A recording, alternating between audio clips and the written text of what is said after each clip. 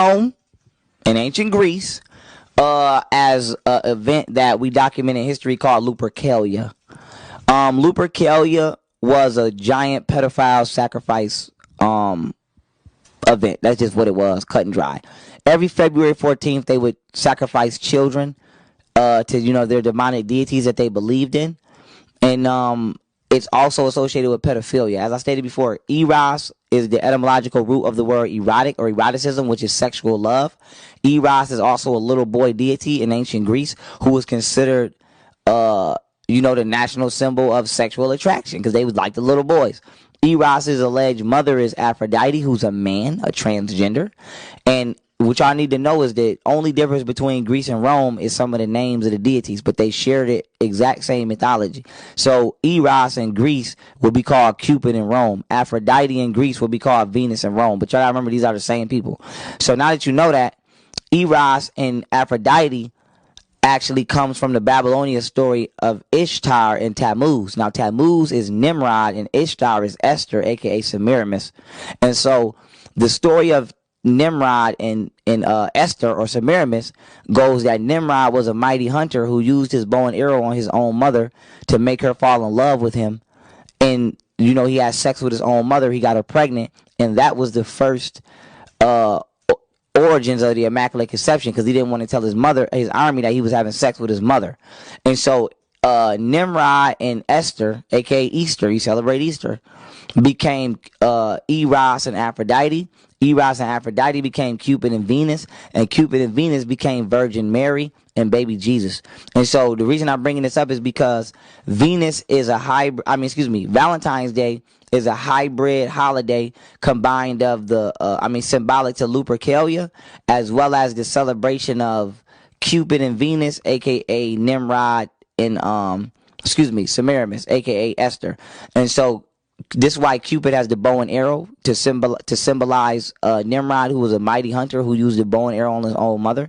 And then what they don't tell you about Cupid is Cupid had two arrows. He had the golden tipped arrows, which was to make you fall in love, and then the blunt tipped arrows, which was to make you fall out of love. And if you read the story of Cupid, he was basically like a mischievous demon. He was actually considered a demon because Nimrod is considered the king of demons. And what Cupid would do was, for his own diabolical satisfaction, he would ruin people's relationships. So he might see you in a 10-year marriage or a 10-year relationship and come make you fall in love with your brother. And now you in incest. You know what I'm saying? Or this, that, and third. And if you look at the paintings of Cupid, whenever he's finna use the blunt tip arrow, he has the blindfolds on. And so Cupid, in ancient Greece and Rome, was used as an excuse for sexual deviancy. So a man might marry his cousin or marry his sister, and they say love is blind. And this is where that saying comes from, love is blind, because Cupid got the blindfolds on.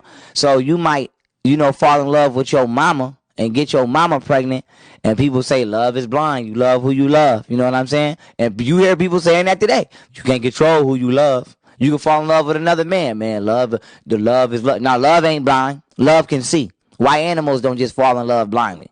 And so Cupid is a emotionally chaotic demonic entity that we celebrate. And as far as the Valentines letters, those come from Saint Valentine, who was persecuted by the Roman government, I believe during the 5th century, because what happened was the emperor at the time, he didn't allow men to marry women because he believed that if men were in love and they were a part of the military, that they would fight harder since their lovers was on the battlefield.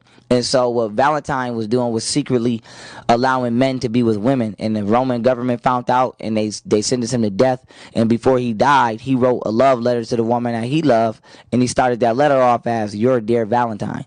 So when you in school and you got the kids writing Valentine letters, you actually writing death notes. When you're celebrating Cupid, you're celebrating sexual deviancy, immorality, and pedophilia, because Cupid is a pedophile deity as well as an emotional deviant deity. The hearts are symbolic to I don't know if I'm saying it right, Baal or Baal, but y'all don't talk about Baal. Baal, aka Moloch, is another rendition of Lucifer, aka Satan. And when you look up the ancient Chaldean or Babylonian definition of Baal or Baal, it means sacred heart. And you always see Jesus posing with that heart. And so this is supposed to be like the heart of Lucifer. And you also see certain pictures of Satan with that heart. And so the Valentine's Day heart is symbolic to Baal by definition, who's another form of Satan. And so, you know, you running around with the hearts on Valentine's Day representing Satan. And then a heart also looks like a butt, an anus. And so Valentine's Day is a very demonic holiday. It's a very pedophilic holiday. It's a very satanic holiday. It's a very sexually deviant holiday. And it also, you know, you write, the roses for Valentine's Day are symbolic to death. Because when somebody dies, you give them roses. And so they remix it to make it seem like it's for love, but it's really for death. So you write a Valentine's Day card, aka a death letter, and then you give somebody roses, symbolizing that you just spiritually died. And so all of these holidays are rituals. I don't break them down because I'm bitter and I don't want people to be happy during the holiday season. I want people to know that if we want something to celebrate, we can celebrate. We can make something up. They made something up. We can make something up. So even if you don't want to celebrate in the in the correct honor of our ancestors, if we want to start fresh, we can do that too. But we need to know that what we are doing now, that's not it. And you are being spiritually hypocritical because you are partaking every day and every month in these different holiday celebrations and traditions that were not only made by people that slaughtered your ancestors, but are representative to the exact spiritual deities that you claim not to subscribe to, Lucifer being one of them.